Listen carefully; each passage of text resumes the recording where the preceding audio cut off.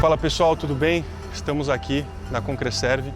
Eu sou o engenheiro Pedro Henrique Arias, esse daqui é o engenheiro Jonathan, que vai nos permitir conhecer como que é e como que funciona uma usina de concreto. Agradecer aqui ao Jonathan, meu parceiro, desde 2020 aí, sendo atendido pela Concreserve. É um prazer enorme e ele abriu essas portas aqui pra gente, para que a gente pudesse mostrar como que é o processo, desde uma ligação entre eu quero X metros cúbicos de concreto até o caminhão chegar na sua obra. A gente vai mostrar todo o passo a passo aqui hoje. Então acompanhe essa nossa aventura que vai ser um prazer mostrar para vocês.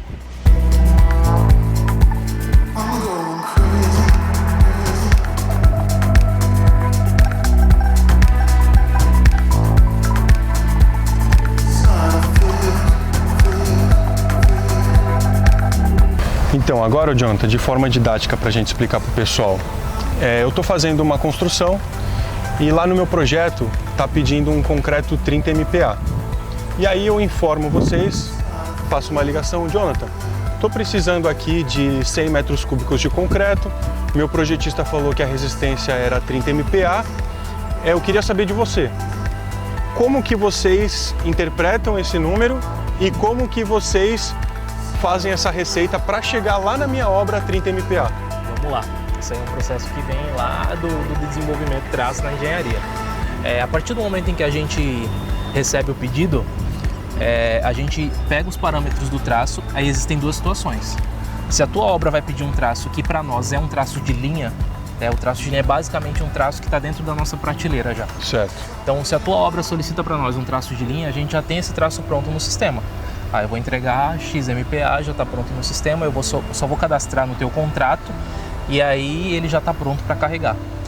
Agora, a partir do momento em que você me pede um traço 30 MPa com consumo X, com fator aguacimento Y e com alguns outros parâmetros que são muito específicos, esses parâmetros são enviados para a minha engenharia e eles vão fazer o desenvolvimento desse traço. Certo. Entendeu? Então, por exemplo, se eu estiver fazendo uma fundação, certo, que ela precisa de um concreto, entre aspas, mais mole, né?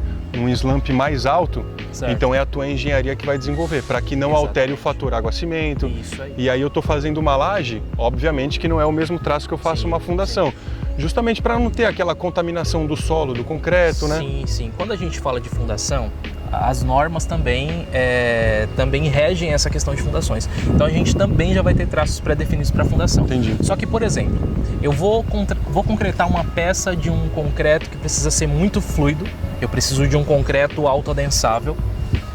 Aí sim eu vou entender o que realmente o cliente, no caso você, precisa, para poder desenvolver esse concreto autoadensável, respeitando o fator aguacimento, consumo de cimento, com a adição dos aditivos necessários para que aquele concreto tenha essa trabalhabilidade solicitada no teu projeto. E aí sim vai ser um caso especial. Certo. Entendeu? Então eu vou, por exemplo, eu vou querer um autoadensável FCK 30. Eu vou desenvolver o FCK 30, vou fazer o cálculo do aditivo necessário, vou levar para laboratório para poder desenvolver esse traço e entregar para você o que você precisa. Entendi. Um traço fluido, com a resistência respeitada, com fator aguacimento respeitado, e aí entra uma série de tecnologias aí que estão disponíveis aí no mercado hoje para a gente, né? Os aditivos superplastificantes, mid-range, que aí até uma forma como, não como solução, mas como mitigação. Hoje em dia a gente tem até os concretos que ajudam na impermeabilização, né? no tratamento de futuras infiltrações, que, cara, da mesma forma que a água ela é a nossa amiga, né? Ela pode ser a nossa inimiga no futuro. Exatamente. E aí a gente entra num outro ponto que é muito importante, que é a questão de durabilidade. Né? O traço de concreto ele precisa ser um traço muito bem estudado, porque ele precisa ter um cálculo de empacotamento adequado para que os espaços vazios sejam adequadamente fechados. Eu preciso utilizar um consumo adequado de cimento. E só isso aí a gente já tem boa parte do meu caminho, a gente já tem boa parte do caminho andado relacionado à durabilidade. Mas existem tecnologias, por exemplo, os aditivos cristalizantes que ajudam nesse fechamento do espaço vazio. Existe aditivo cristalizante hoje, por exemplo, que conseguem auto-cicatrizar uma fissura. Concreto fissurou. Aquilo ali é a porta de entrada para diversas patologias. Porque a gente sabe que os agentes agressivos, eles acontecem, né? Eles agem de fora para dentro. Com a entrada de qualquer agente agressivo, seja cloreto, sulfato, o que quer que seja, é o que começa a degradação da minha estrutura. Então, quando eu tenho uma fissura, eu tenho uma porta de entrada. Então, existem aditivos cristalizantes hoje, por exemplo, que conseguem fazer o fechamento dessa fissura de até 0,5 milímetros ali, consegue fazer o fechamento automaticamente. A engenharia é incrível. Durante os 50 anos de vida útil. Durante os 50, que é o que a norma pede, né? Uma vida útil do concreto aí, pelo menos 50 anos, né? É isso aí. Então é isso. Então, por exemplo, aí bateu essa informação, eu liguei lá para a Concreserve, falei que precisava desse traço, falei o volume. Por onde que começa aqui? Qual que é o passo, assim, passo 1? A gente começa por onde aqui? Tá. A partir do momento que o seu traço já está cadastrado no contrato, já está dentro do sistema pronto para ser carregado, tudo começa na balança, na sala de comando, onde vai estar programada a sua concretagem, e aí o operador de central, ele dá o comando. A partir do momento em que ele dá o comando, existe uma série de coisas que acontecem que eu acho que é interessante a gente mostrar para vocês. Não, legal, vamos lá ver então. Onde que é? Vamos lá dar uma olhada na central de tecnologia, para a gente ver que comando é esse, que botão que o cara aperta, que cai areia, cai pedra, cai cimento, cai água. Vamos dar uma olhadinha lá.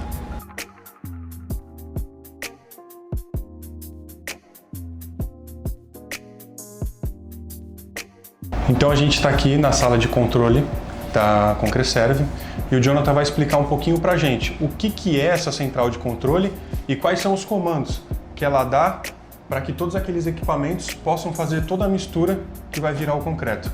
Mostra pra gente, Jonathan. Mostre sim. Magia. Aqui basicamente é a sala de comando onde tudo é comandado, literalmente, como o próprio nome diz. Esses dois computadores que vocês conseguem ver aqui são os computadores onde estão as programações das obras. Todas as obras fazem as programações com antecedência, existe um setor de logística que faz toda essa organização de obras, de cargas que serão carregadas durante todo o dia, e isso é colocado dentro de um sistema. Esse sistema, é através dele que o Wesley, o operador de central ali, ele abre, entende o que vai ser carregado e dá o start. Quando ele dá o start, o computador ele controla toda essa parte da central de carregamento aqui. Aqui tem uma mesa controladora que, na verdade, ela funciona com atuadores, e esses atuadores são controlados por esses dois computadores aqui. Então, a partir do momento em que ele dá o comando ali, a balança ela começa a pesar sozinha, não tem nenhuma intervenção de pessoas. Tá? Então, por exemplo, em ordem de grandeza, hoje, naquele exercício que nós estamos fazendo, se eu quiser um concreto com 30 MPa, qual mais ou menos a grandeza de brita, de areia, de água, de cimento que vai para a gente fazer 1 metro cúbico desse concreto? Então, isso aí vai depender muito do que foi estudado em laboratório, tá? Cada traço tem sua particularidade. Então, são feitos cálculos com base nas necessidades. E aí eu posso ter FCK 30 com diversas quantidades de diversos materiais. Sim. Então é tudo muito estudado em laboratório para poder entender essa Entendi. E essa isso composição. Tudo aparece lá no painel de controle dele? Isso tudo aparece ali no painel dele. Então a partir do momento em que ele dá o start para o carregamento ali, você pode ver que tem umas barrinhas amarelas e verdes ali, que elas vão enchendo e quando completa, significa que completou a parte da carga que está sendo carregada. Geralmente o carregamento ele é dividido em 2 lotes. Então, é lote 1 e lote 2. A partir do momento em que completa o lote, a barrinha ela vai enchendo ali. Quando completou o lote. Todas as barrinhas cheias, verdinhas. Entendi. Aí a balança ela dá o comando para poder começar a ir o material para o caminhão. Entendi. Então, ali fora tem uma central chamada P4, né? A P4 ela armazena 4 tipos de materiais diferentes. No caso, brita 1, brita 0, areia e areia artificial, areia de quartzo e areia artificial. Então, quando ele dá o comando, essa P4 ela começa a pesar os materiais dentro dessa proporção que eu te falei que é estudado em laboratório. tá? E aí, quando todos os materiais são pesados, a própria balança dá o comando para abrir a comporta dessa balança onde foi pesado, e esses materiais seguem para o caminhão automaticamente, através legal. de uma esteira. Legal. Então, por exemplo, quando a galera vê o caminhão na rua, tudo que está mexendo ali dentro é pedra, areia, cimento, água, é toda aquela mistura. Que a partir do momento em que a gente mistura tudo aquilo, né, e o caminhão ele precisa sair daqui homogeneizado, Sim. que ele faz a homogeneização, tudo aquilo já virou concreto. Mas antes de toda essa homogeneização, aquilo ali é literalmente isso que você falou agora. Entendi. É pedra, areia, cimento, água e aditivo. Legal. Então, é basicamente isso. E esses aditivos, por exemplo, são para controlar desde a velocidade em que a água vai sair daquela mistura, ou desde o tempo também que ela vai segurar mais aquela água, né? O aditivo utilizado em linha, por exemplo, o aditivo polifuncional, que é utilizado em todos os traços, como o próprio nome já diz, ele é polifuncional, ele tem mais de uma função. Então, uma das funções dele é trabalhar em cima da plasticidade. Ele geralmente dentro da composição tem algum tipo de polímero ali, um policarboxilato, naftaleno ou um ligno, dependendo do tipo de aditivo, que trabalha que vai trabalhar no slump, vai trabalhar Sim. literalmente na trabalhabilidade do traço. Então, uma das funções é essa. A outra função é o retardo de pega. O aditivo ele vai atuar como controle de hidratação daquele cimento, porque assim, o cimento ele é um hidrorreagente, né? Então ele basicamente vai funcionar em contato com a água. A partir do momento em que a água entra em contato com o cimento, ele começa a sua reação. Então a água ela precisa acessar o núcleo da partícula de cimento para poder começar a formação dos cristais, que é o que vai gerar a resistência do concreto, que é o que vai fazer com que todo o processo de hidratação aconteça. E essa parte do controle de hidratação do aditivo polifuncional, ela justamente impede que a água acesse rapidamente o núcleo da partícula de cimento. É onde você tem aí o tempo para poder fazer sua descarga, né? O próprio cimento já tem o período de dormência, mas o aditivo ajuda nisso. Então, por exemplo, existe um Everest de distância entre o concreto usinado e o concreto virado em obra. Existe porque os parâmetros do concreto usinado, eles são 100% controlados, né? Sim. Então, a gente está falando de um concreto que foi 100% estudado, cada material que está ali dentro foi estudado em laboratório. Eu não consigo ter um fornecedor de pedra, por exemplo, se eu não passei por uma avaliação gigantesca, né? Então, eu tenho que pegar aquele material, entender a litologia da rocha, eu preciso entender como que é a granulometria daquele material.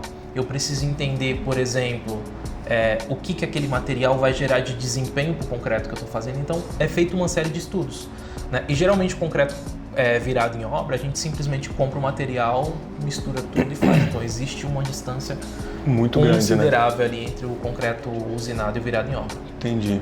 Não, legal. E será que, por exemplo, agora a gente consegue mostrar quais são esses equipamentos lá embaixo? Com certeza. Quais são essa P4, para a gente entender um pouco essa logística de carregamento? Sim, com certeza, vamos mostrar. Vamos lá?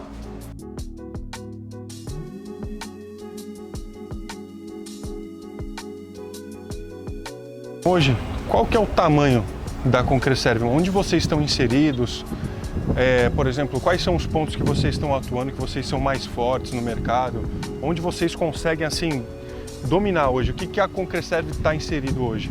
Cara, hoje a Concreserve é uma empresa com 37 usinas espalhadas pelo Brasil aí. A gente está inserido nos principais mercados aí, principalmente da Grande São Paulo, que é o nosso principal mercado aí a nível nacional, onde a gente tem usinas espalhadas em todas as regiões, em regiões estratégicas, inclusive. A gente está na Baixada Santista, também em dois pontos muito estratégicos, que é Cubatão e Guarujá, sempre em local de rodovia, porque assim a gente tem acesso fácil. E aí essas duas usinas, elas atendem Guarujá, Santos, São Vicente, Praia Grande, Mongaguá e assim por diante, né? O local foi escolhido estrategicamente para isso. Então aqui legal. A gente tem saída, da frente da usina a gente tem saída para todas essas cidades, rapidamente. Tá? Então, fora a Baixada Santista, a gente atende o interior de São Paulo, a região de Ribeirão Preto, a gente tem algumas usinas, Minas, a gente tem algumas usinas e sul, região sul, Santa Catarina e Rio Grande do Sul. Entendi.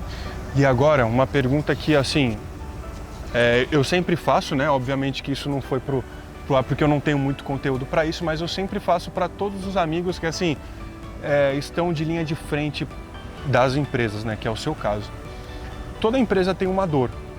Hoje, qual que seria a dor da Concreserve para ela não, assim, ao invés de ter 37, não ter 45? E o porquê, antes de você responder, eu vou te complementar essa pergunta. Porque, cara, a Concreserve é uma empresa que gera emprego, essas pessoas abastecem as suas famílias e, assim, quer queira ou não, são mais obras tendo acesso a um material de qualidade. Então, por exemplo, eu vou te falar qual que é a minha dor como incorporador e construtor. É mão de obra, imposto muito sobrecarregado sobre uma folha de pagamento, sobre os próprios materiais. Então, assim, é uma série de coisas que a gente enfrenta. Eu não sei se a Concreserve enfrenta as mesmas dores, mas hoje você consegue, assim, falar muito superficialmente o que impede uma Concreserve de, ao invés de ter 37, ter 45? Vamos lá, as mesmas dores a gente compartilha, tá? Mão de obra, impostos, eu acho que tá tudo muito... muito conectado, muito interligado, né? Ali, a Concreserve em si hoje tem a quantidade de usinas que tem por estratégia, tá? Então a gente não abre uma usina simplesmente por abrir. A gente acabou de abrir, a nossa última unidade aberta foi a do Ipiranga, em São Paulo. E para poder abrir uma usina tem uma série de cálculos relacionados ao mercado, então a gente tem que abrir na certeza. A Concreserve é muito estruturada nessa questão de planejamento. Certo. A gente já chegou a ter 75 usinas espalhadas pelo Brasil, mas por questões estratégicas a gente entendeu que parte dessas usinas não estavam sendo interessantes no sentido de lucro, no sentido de produtividade, então a gente precisou enxugar. E hoje a gente está visando um crescimento muito mais planejado, muito mais voltado para algo assertivo. Eu não posso simplesmente sair abrindo usina porque eu sei que isso pode ser ruim para nós. Certo. Não, legal. Hoje as nossas dores, cara, infelizmente, né, porque a gente está vivendo aí um tempo tecnológico em que, assim, eu sempre falo, assim, dos meus exemplos que eu tenho muita proximidade com esse assunto. Então, por exemplo, hoje é muito difícil você ver um jovem de 18, 20 anos sonhar em ser carpinteiro, pedreiro, armador. O cara, assim, obviamente, que não quero desmerecer nenhuma profissão, mas, por exemplo, o cara prefere ser um iFood, né? Essas profissões que te dão resultados mais imediatos. Sim. Só que ao mesmo tempo eu começo a pensar por outro lado, né? Não cabe a nós julgarmos o cara que está tentando fazer uma renda, porque a gente sabe que na hora que a água bate na bunda ele vai querer levantar, né? Às vezes o cara tem família para sustentar e aí ele não tem esse tempo de espera. Exato. Mas o que eu falo hoje da construção? Por exemplo, um cara que entra como ajudante, lá eu sempre brinco com todo mundo, lá é um Senai pago. Então, por exemplo, um cara que entra como ajudante na obra, ele tem chance de ser eletricista, encanador, carpinteiro, pedreiro. E assim, teve meses que eu paguei para o meu pedreiro 15 mil reais. Então, assim, nós como engenheiros, a gente conhece colegas que, assim, nunca vão chegar a um salário desse na profissão. Um engenheiro sênior, sabe, que passou 50 anos, sabe, teve mais de N entregas que a gente pode citar aqui que não vão chegar a esse salarial quanto a um pedreiro que chegou. Então hoje a gente vive uma crise de mão de obra, em que, por exemplo, tem um estudo, eu não sei te falar qual que é, porque a gente sempre escuta de empresário para empresário, que a profissão do futuro é eletricista e encanador. Então, assim, hoje você não vê o pessoal tentando explorar esse tipo de profissão, que é o que a gente mais sofre, e são as profissões mais pagantes do futuro. Então, por exemplo, hoje você vê as faculdades de medicina, estão formando médicos e médicos e médicos, né? E assim, a gente realmente tem uma escassez dessa mão de obra. A gente precisa de cada vez mais médicos, né? Mas ao mesmo tempo, existem outras profissões que estão se extinguindo e ficando caríssimas, né? Automaticamente, com certeza, tem algum exercício dentro de uma usina de concretagem, não exatamente a Concreserve, mas que o cara pode começar de baixo e ir almejando algo novo, porque é o que todo empresário quer. Ele não quer chegar e contratar simplesmente um engenheiro formado, lapidado. Cara, o nosso grande, assim, a grande cereja do bolo é a gente pegar uma pedra bruta e lapidando da maneira que a gente gosta. Exatamente. Porque a Concreserve tem um jeito de trabalhar, a usina X tem outro. E não significa que ambos estão certos ou errados. Cada uma tem a sua modalidade de negócio, que é o que dá a riqueza da concorrência. Né? Hoje a gente é atendido por vocês há 6 anos e a outra concorrência, assim, o concreto sempre vai ter que ser o mesmo. Só que é como você atende, como você interpreta o cliente, como que você faz a solução do problema, como que você soluciona o problema. Existem várias maneiras de você chegar a São Paulo, seja pelas Anchieta, imigrantes, então cada empresa vai adotando o seu lado ali. Mas descartando esse assunto muito comercial, muito empresarial, acho que a gente já está de frente para essa P4, não está não? Sim, estamos sim. É isso aí, pegou bem. Esse equipamento que você está vendo aqui, ele é exatamente a P4 que eu tinha falado para você lá em cima.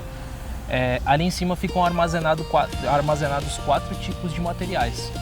Pedra, no caso Brita 1 e Brita 0, areia de quartzo e areia artificial. Só para o pessoal entender, por exemplo, o que é uma Brita 0 e o que é uma Brita 1? Aí a gente está falando a respeito da granulometria dela. Tamanho da pedra. Do tamanho da pedra. A granulometria da Brita 1 é X, é uma pedra um pouquinho maior, a Brita 0 é uma pedra um pouco menor. Então a gente vai... Porque a gente, comercialmente falando, a gente compra, né, pedra de 1 a 4, e depois tem um rachão e assim por diante. Basicamente a mesma ideia. As nomenclaturas comerciais são essas também. Isso aí. E aí, a partir do momento em que o Wesley dá o comando lá, todas aquelas comportas ali na parte de baixo do equipamento, elas vão abrir sequencialmente, dentro de uma ordem de carregamento que já é pré-definida. Tá? Então o sistema ele sabe que ele tem que soltar, por exemplo, primeiro Brita 0, depois Brita 1, para depois vir areia de quartzo, depois areia artificial. Enfim, a gente vai definir da maneira que, com base nos estudos, vai ser melhor para que o carregamento aconteça. Legal. Então, assim como ali na P4 os materiais são pesados, né? As 4 comportas elas abrem e pesam ali naquele equipamento embaixo, ali é uma balança. Tá? Aquela balança ela vai recebendo todos esses materiais até chegar na composição total do traço. O sistema ele vai entender o volume que está sendo pedido lá. Por exemplo, eu pedi 8 metros cúbicos. Ele vai esperar que o peso que vai atingir ali corresponda a esses 8 metros cúbicos. Tá? Certo. Além disso, enquanto o material é pesado ali em cima, lá no silo, também acontece a pesagem do cimento, também de forma automática, assim como da água.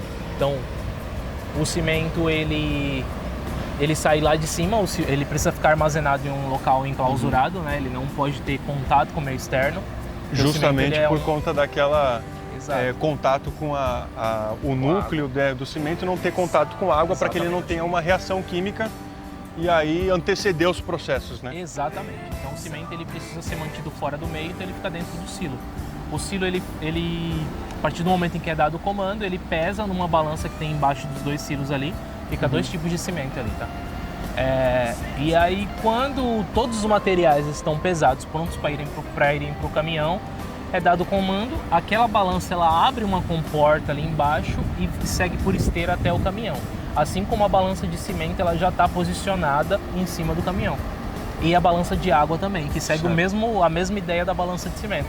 Né? A água ela é pesada só que a água ela acontece meio que ao contrário, no caso desse modelo de usina. A gente tem uma caixa de água que está completa com 2.000 litros, 3.000 litros, digamos assim. E aí a balança ela vai contar o que sai da caixa d'água. Tudo isso em quilos, tá? Tudo em peso.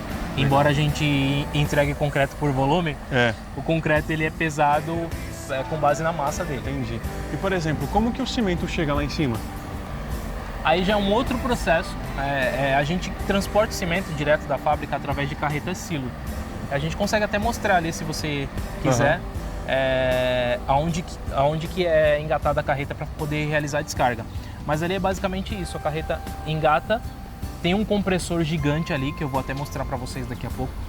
E esse compressor injeta pressão dentro dessa carreta silo e o cimento ele é injetado por tubulação até lá em cima. Certo. Legal. Ele trabalha em uma Vamos dar pressão uma olhada absurda. lá. Vamos lá ver. E aí aqui ficam as baias, né? Isso. Aqui fica a baia da brita. Aparentemente aqui é só a brita 1. Isso, exatamente. Aqui é areia. Areia artificial ou é Essa é areia de quartzo. areia de quartzo Areia de mesmo? quartzo, isso aí. E ali aparentemente zero. é a brita 0, né? E ali é o pó de pedra. Isso, é areia artificial. Areia artificial. Tá. Então a norma ela preconiza que todos esses materiais eles precisam ser separados. Aham. Tá? Eu não posso ter contaminação. Então por isso que você Tem as percebe que divisões tem das baias. Precisa ser um muro estrutural, porque volta e meia tá em Ah, contato sim. com equipamento pesado, a máquina encosta e tudo mais. Mas a norma preconiza que todos esses materiais precisam estar separados. Então por isso que tem essa divisória, esse muro ali. Legal. E hoje, falando em capacidade, essa usina aí em específico, qual que é a capacidade dela de produção diária? Assim, quanto mais ou menos vocês carregam diariamente? Cara, é muito variável, é muito sazonal aqui, falando com base histórica. Tá? Mas a gente já chegou a carregar 700 metros cúbicos aqui nessa usina. Em um dia só? Um ponto de carga, em um dia só.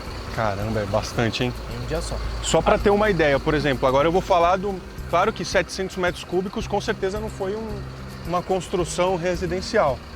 Agora eu vou falar, assim, humanamente possível, a gente consegue descarregar dentro de uma obra, né, fazendo uma laje ali, entre 100 e 120 metros cúbicos, é uma coisa que já inicia às 7 da manhã e geralmente vai até 8 da noite. Sim. 120, olha o que esses caras produziram, 700 num dia só. Então olha o tamanho da produção desses caras aqui. E falando em capacidade produtiva, a gente falou agora das nossas unidades, a gente tem a unidade do Limão, a Concresserve Limão. É a usina com maior capacidade produtiva na América Latina, tá? Não falo só de Concresserve. Certo. São 9 silos de cimento, 4 pontos de carga com capacidade produtiva para 300 metros cúbicos por hora. Então a capacidade produtiva da usina é de 300 cúbicos por hora. A gente falou de 700 cúbicos num dia aqui, lá pode sair 300 por hora. É algo surreal. E agora um compromisso que eu vou tentar ter com os nossos espectadores aqui. Eu vou tentar para que a gente vá até uma pedreira. Uma pedreira e um porto de areia. O Jonathan vai tentar me ajudar nisso, né? Obviamente, porto deve de ser... areia a gente consegue, sem dúvida, porque a Concresserve tem porto de areia também. Aí, tá vendo? Olha o que a gente vai descobrindo, é o tamanho dos caras. Vamos lá ver esse compressor aí. Vamos lá. Aqui é a tubulação que eu falei pra você, ó. A carreta, a partir do momento em que ela chega, ela engata nessa tubulação. Né? Tem tubulação do silo 1 e do silo 2, né? Tá na mesma direção dos silos. E aí, quando ela engata, ela também engata um mangote que tem aqui. Vamos chegar perto dele? Que esse compressor bombeia ar comprimido para dentro da carreta. A carreta silo ela funciona como um grande compressor. Sim. E ela tem que estar seca, né? Porque a partir do momento que bombeia ar, ela vai sair como se fosse um aspirador de pó lá em cima. Exatamente, isso aí. A carreta ela precisa estar 100% seca, não pode haver furos na estrutura da própria carreta, né? Uma carreta silo. Muito conhecida como cebolão também. Cebolão, né? Se você vê aquelas carretas que tem parece um monte de cebola grudada uma na outra, é carreta silo. E aí, esse compressor ele bombeia ar com uma pressão absurda. Gigantesco. O tamanho dele não dá para encher um pneu aí, né? Não tem como. E aí, com essa pressão, o cimento ele é injetado por meio dessa tubulação no silo. Legal. Aí carregou o nosso camarada aqui. Isso aí. Né? Chegou aqui dentro e aí ele parte para a obra, né? Saindo aqui de Cubatão. Depois de todo esse processo. Depois de todo esse processo, ele vai atender, assim, alguma obra aqui da Baixada Santista. Aqui é onde fica armazenada a água da usina. Ah, legal. Então, toda a água do carregamento do concreto fica armazenado nessas caixas d'água aqui. E ali atrás, eu não sei se dá para ver, mas tem um tanque com aditivo também. É bem semelhante a essas caixas d'água. Esse tanque é onde fica armazenado os aditivos. Os aditivos eles também são pesados automaticamente. Sim. Então eles ficam armazenados proporcionalmente, num tanque né? desse. Sim, Exatamente. legal. Ficam armazenados num tanque desse. Quando a balança dá o início no carregamento lá, esse aditivo é bombeado para uma balança que fica lá em cima, perto do silo. E aí é pesado exatamente a quantidade de aditivo que a carga necessita para poder... Legal. E agora falando um pouco de problema, né? Que toda empresa acaba enfrentando um problema. Por exemplo, o cliente, né, ele reclamou que não atingiu a resistência. Certo. Onde a Concreserve consegue enxergar que aquele elemento tem ou não a resistência? Tem um laboratório, tem um corpo de prova?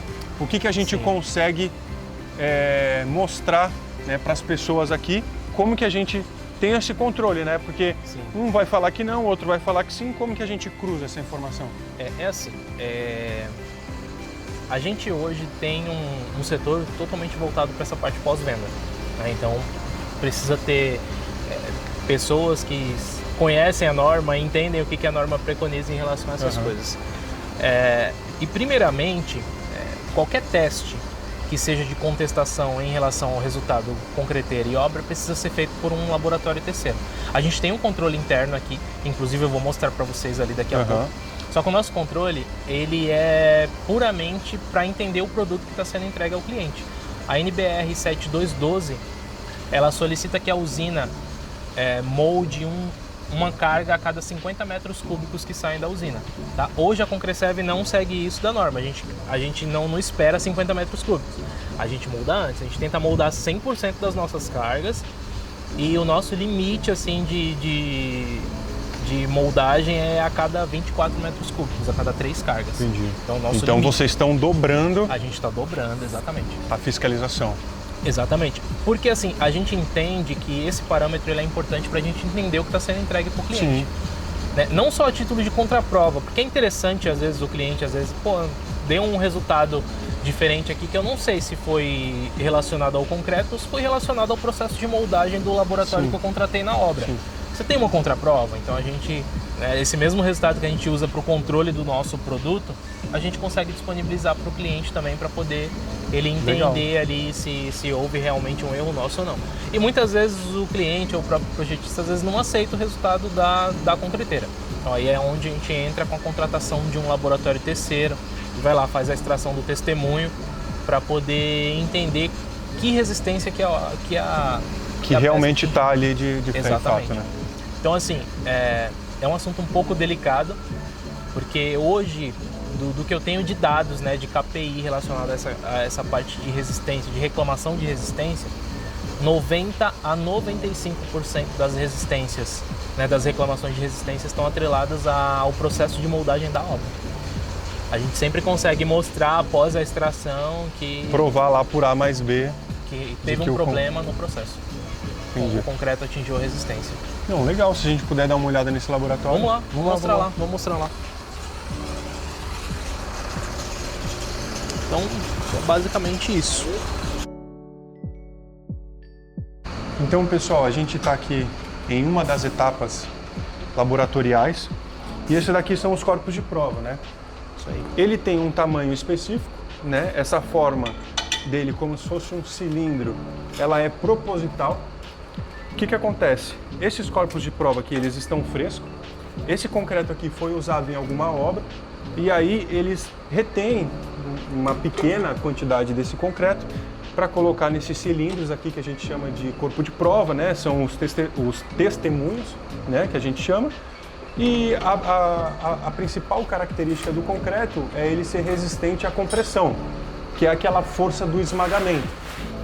Então, posteriormente, esse concreto atingir a cura dele, ele vai ser submetido a uma determinada força de compressão, uma força de esmagamento em uma máquina específica e dentro dessa máquina vai sair um resultado que é a resistência do concreto, que é aquele 30 MPa que a gente está querendo atingir dentro daquele projeto didático que a gente estava falando.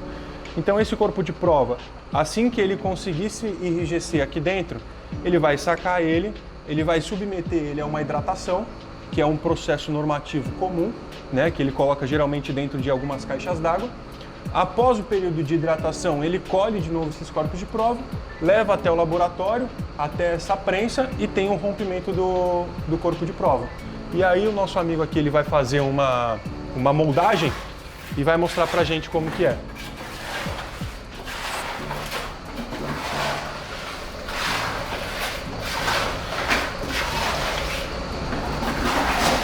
E aí esse processo que ele está fazendo, ele está tornando o concreto mais homogêneo, né, para dar uma trabalhabilidade um pouco melhor. ele precisa fazer essa homogeneização toda vez que a amostra chega, né? Uhum. As nossas amostras, só algo que eu gostaria de enfatizar, a nossa moldagem ela é feita com base no anexo A da NBR 7212, que é moldagem remota. Então esse concreto ele foi até a obra, lá na obra o motorista reteve aquela pequena quantidade que você falou e trouxe para nós de novo. Então, a partir do momento que chega aqui, essa amostra ela é avaliada para entender se está dentro de um slump satisfatório, se a temperatura está ok. Né? Se tiver com uma temperatura muito alta, eu tenho que descartar, porque senão ela não vai me dar o resultado esperado. E aí depois é feita a moldagem. Uhum. Ó, a caixa d'água que eu falei é que alguns lugares eles usam caixa d'água, né?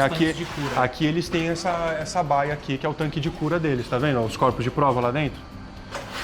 Então esses corpos de prova, eles estão todos em processo de hidratação, que faz parte do processo. Então, por exemplo, você tem que entender que o processo é uma mistura química. Então, a partir do momento que tem essa mistura química, ele tem uma reação, ele tem uma perca de água. Então, por isso que muita gente fala, por exemplo, quando você faz uma laje, tem que hidratar, tem que jogar água, tem que bater mangueira. Muitos lugares colocam um bidim por toda a laje, molha o bidim para evitar com que aquela água evapore. Porque, por exemplo, hoje é um dia muito ensolarado, amanhã possa ser um dia que chova. Então, assim, a concretagem ela tem certos cuidados corriqueiros do dia a dia que vão auxiliar na qualidade do concreto e vão auxiliar para você atingir essa resistência máxima, que é o 30 MPa didático que a gente está falando aqui. Então, todo o processo dele é importante, desde a hidratação ao descarregamento, entre todo o processo de concretagem que a gente está fazendo. Quando ele está colocando aqui, até esse número de golpes que ele dá é normativo, né? Então ele coloca uma camada, ele provoca essa trepidação com a haste para que tire todos os vazios que tem dentro do concreto. Então, por exemplo, quando você coloca o concreto, ele é um material muito denso, então ele não consegue ter aquela homogeneização dentro desse corpo de prova. Então essa haste serve para tirar todos os vazios. E aí ele vai ficando muito mais homogêneo dentro desse corpo de prova, tirando o vazio. Porque pensa, se a gente submete um testemunho desse a uma máquina de compressão com vários vazios dentro, ele perde a sua resistência, né? Porque no momento que você esmaga, se ele tiver vazios, ele não tem resistência. Então essa haste serve aí para ajudar a gente a ter pelo menos aí a 99,99% de chance desse concreto estar 100% compacto, 100% homogêneo. E aí isso vai tudo agregando, né, para o nosso controle tecnológico. Por isso que durante a obra a gente usa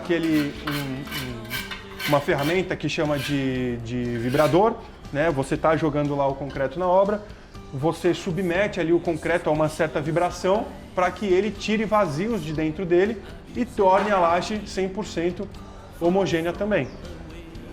Né? E aí a gente está acompanhando aí ele já finalizando aí o corpo de prova. Aí acho que daqui é só laboratório. Tem uma outra informação muito importante que é relacionada ao processo de cura.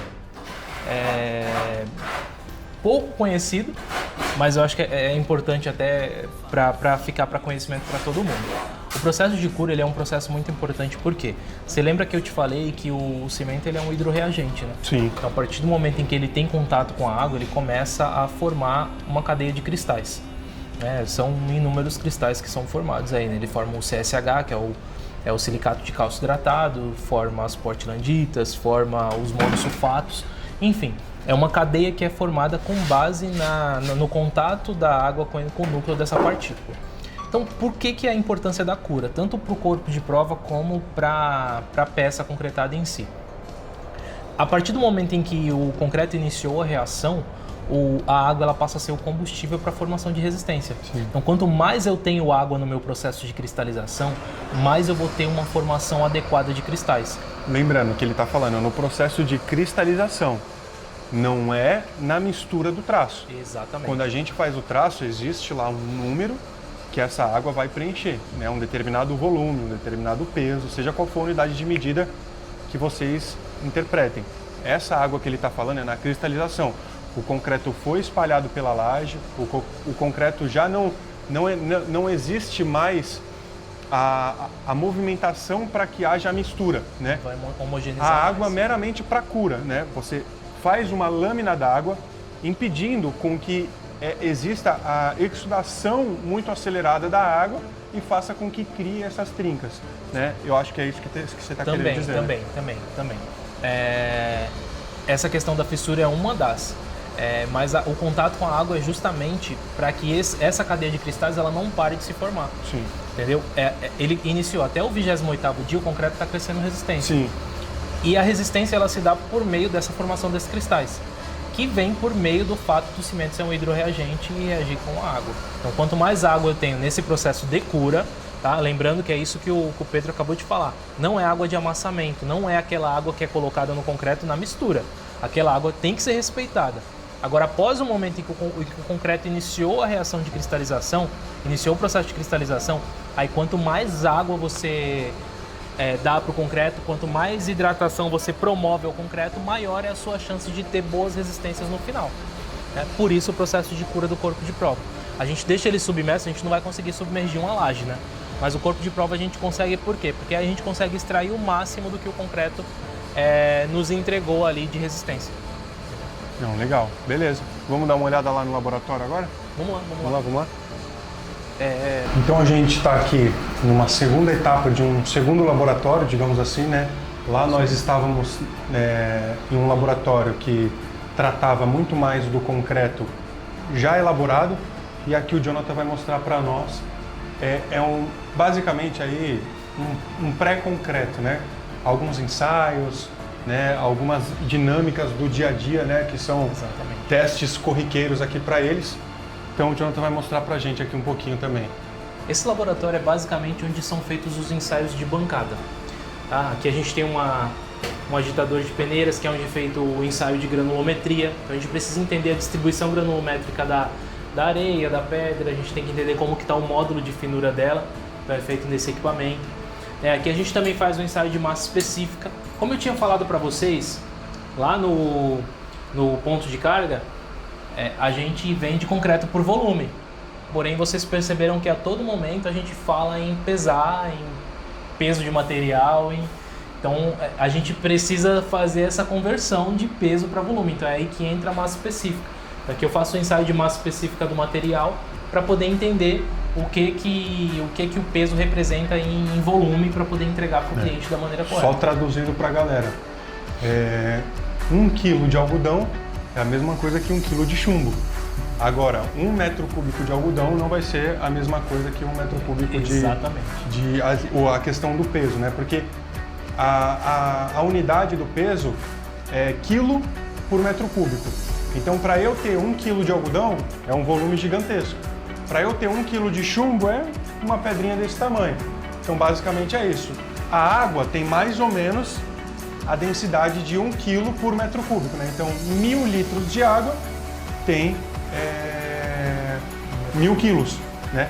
1.000 quilos de água, 1.000 litros de água é 1 metro cúbico, 1.000 quilos, né? Exato. 1 litro de água, 1 quilo, que aí é 0,00 tanto de metro cúbico. Mas, basicamente é isso. Eu não sei nem se eu deixei mais confuso ou mais claro pra galera. Não, ficou claro.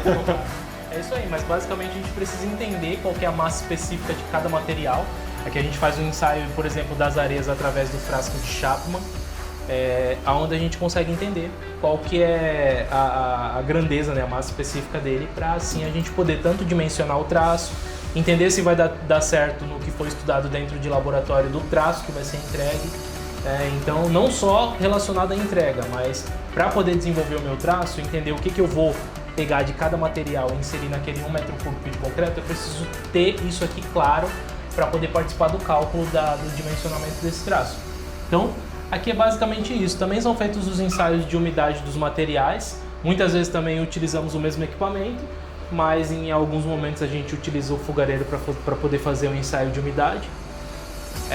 Esse ensaio de umidade ele é feito a cada 3 horas. A gente precisa estar toda hora atualizando a umidade, porque o material, quando a gente recebe dos fornecedores ali, ele vem com uma determinada umidade, né? E essa umidade ela representa a água dentro do concreto. ela vai acabar interferindo dentro do fator água-cimento. Tem que ter esse desconto, né? Tem que ter esse desconto. Então a gente faz tanto no peso do material, como a gente carrega por peso lá, o material está mais pesado. Então o sistema ele tem que entender o que ele tem que colocar a mais de material para poder representar aquele volume e o que ele tem que colocar a menos de água. Sim. Por isso que o teste a fogo, né? Então ele submete ali aquela pequena porção de areia a uma determinada quantidade de calor para que aquela água saia e ele consiga pesar exatamente quanto que é aquela areia, né? Então quando a areia vem com água, ele consegue justamente pesar e ver quanto que tem de água. Então ele pega um caixote de areia, pega uma pequena porção, submete a uma determinada quantidade de calor, aquela água vai sair, então ele vai ter a quantidade exata do peso do material. E aí ele sabe a quantidade de água que tem naquele outro para que ele possa ter esse balanço, né? Esse desconto no momento que ele estiver fazendo o traço, né? Porque em dias de chuva a gente tem que carregar o caminhão, em dias de calor intenso também e assim por diante, né? Precisa fazer essa correção. A gente vive aqui numa cidade tropical que, assim, vira e mexe, a gente está tendo essa mudança climática. Com certeza. Então, automaticamente, esse acompanhamento técnico também tem que acompanhar essas mudanças aí, né? Sim. Isso daí a gente não consegue evitar. Não, com certeza. E aí essa diferença, essa quantidade de água dentro do material é medida em percentual. Sim. Eu esquento o material, a água sai. Como você acabou de falar, a água a gente considera 1 quilo 1 para 1, né? 1 litro. A gente considera 1 para 1.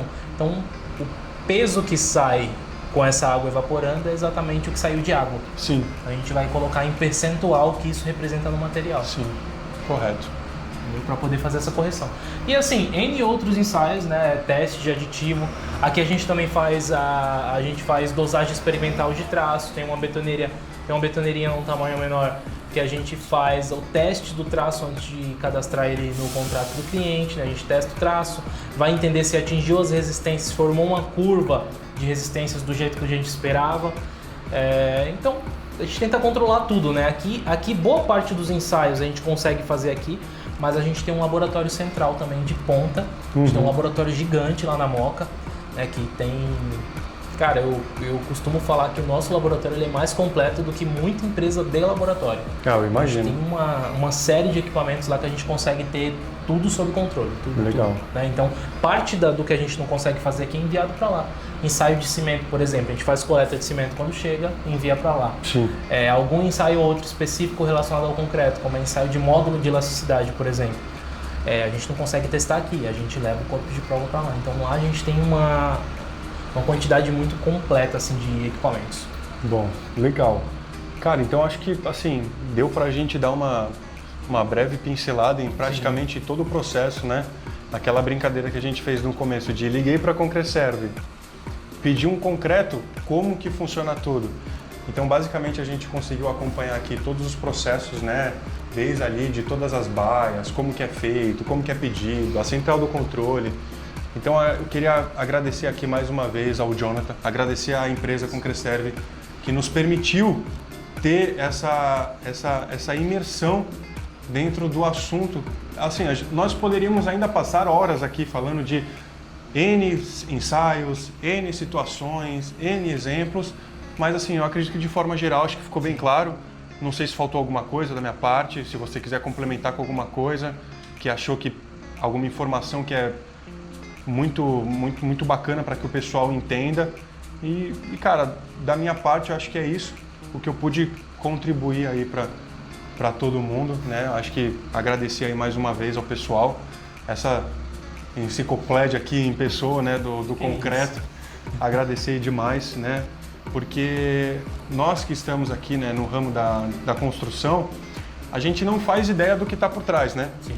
A gente sabe o que chega lá na guia para poder descarregar, mas existe todo um processo por trás. E não é pequeno. E não é pequeno. A gente conseguiu pincelar, mas ainda assim, se a gente fosse parar para falar mesmo a fundo, a gente ia horas e horas e horas. Exatamente. É um processo que envolve muitas pessoas, a gente tem um setor logístico muito grande, a gente tem um setor operacional muito grande, a gente está falando aí de cerca de 1.500 pessoas trabalhando todos os dias para poder fazer toda essa estrutura rodar. Nossa, é muita gente. Então é isso.